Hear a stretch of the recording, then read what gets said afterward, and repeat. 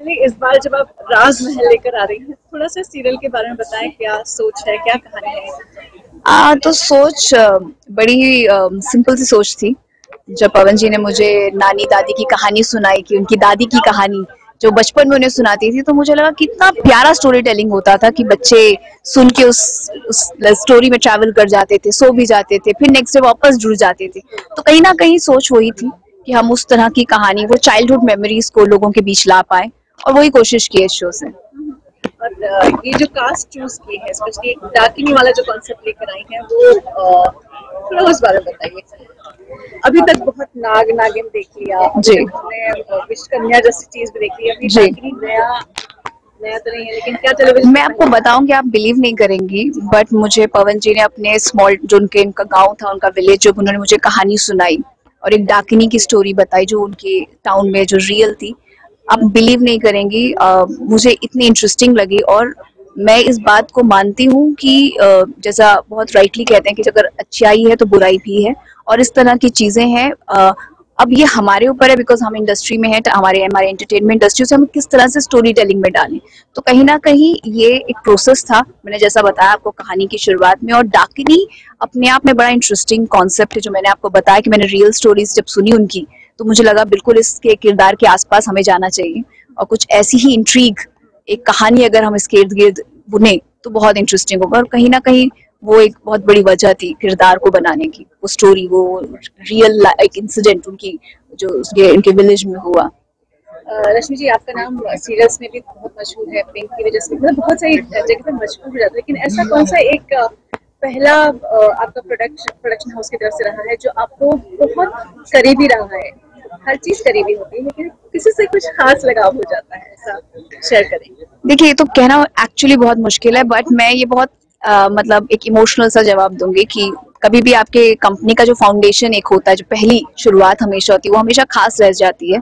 तो मैं भी अपना वो पहला शो जिसने मुझे उस प्लेटफॉर्म तक पहुंचाया, या मेरे कंपनी की वो फाउंडेशन रखी और जो बहुत अच्छा चला, वो मेरा पहला जो शो था राजा की आएगी बारात, वो मेरे लिए बहुत खास रहेगा। उसके बाद ऑब्वियसली काफी शोज आए जिन्होंने उसे, उस फाउंडेशन को बहुत स्ट्रॉन्ग, कहते हैं ना, नींव दी, और एक लंबाई, एक ऊंचाई तक हमें एक अच्छा हमें पाथ दिखाया। फिर तो काफी ऐसे शोज थे, बट राजा की आएगी बारात मेरे लिए हमेशा खास रहेगा। सो राजा की आएगी बारात से लेकर यहाँ तक राजमहल तक अगर हम बात करते हैं, तो आपने खुद में क्या क्या रिएक्शंस आपको मिलते हैं अपने सीरियल्स को लेकर, कोई अगर वाकया शेयर कर सके? नहीं, मैं बहुत फॉर्चुनेट हूँ कि मुझे बहुत पॉजिटिव, बहुत लर्निंग, कहते हैं ना कि आपको अपनी चीजों से खुद भी आपको एहसास होता है। तो मुझे बहुत इनफैक्ट हर तरह के रिएक्शंस मिले, जिसने मेरी कहते हैं ना हमारी प्रोफेशनल जर्नी में, अपने एक लर्निंग प्रोसेस में मुझे हेल्प की है। और मुझे हमेशा अच्छा लगता है जब कोई भी आपके शो पे अगर कमेंट कर रहा है, तो एक बहुत अच्छी बात है कि कोई आपके शो को देख रहा है, कोई आपके शो को ऑब्जर्व कर रहा है, तभी वो आपके इस शो पे अच्छा या बुरा कह पा रहा है। सो मैं वो उस मामले में मैं फॉर्चुनेट रही हूँ, मुझे वो दोनों रिएक्शंस मिले हैं। सो मुझे इस बात का एहसास है कि लोगों ने देखा है। तो कोई एक अच्छा सा जो बड़ा प्यारा सा कोई रहा हो? देखिए, ऐसे बहुत सारे हैं, मतलब मैं मोस्टली मैं डिजिटल में बहुत ज्यादा जाती नहीं हूँ, अगर आपको पता हो, बट ऐसे फेस पे कोई बोलता नहीं है। बट एक बहुत रैंडम काफी सारे मेल्स के थ्रू जो हमें मेरी टीम ने मुझे शेयर किया था, वो एक बार हमने एक मक्खी ट्रैक किया था सिमर में, तो वो एक बड़ा बज हुआ। बट इतना बज हो गया था कि मैंने उसका पॉजिटिव साइड ये देखा कि मतलब लोगों ने कितना ये ट्रैक देखा होगा कि उसके लिए उन्होंने उसके जो भी उसको कहने के लिए या उसके बारे में पोस्टमार्टम कर दिया होगा उस एपिसोड का। तो ये एक मैंने उसका पॉजिटिव साइड भी देखा, बट वो फनी साइड भी था। और ठीक है, कभी कभी आप इंजॉय भी करते हैं इन चीजों को। इट्स अ क्रिएटिव, जब बात होती है इस तरीके की फैंटेसी की, आपकी क्या सोच है?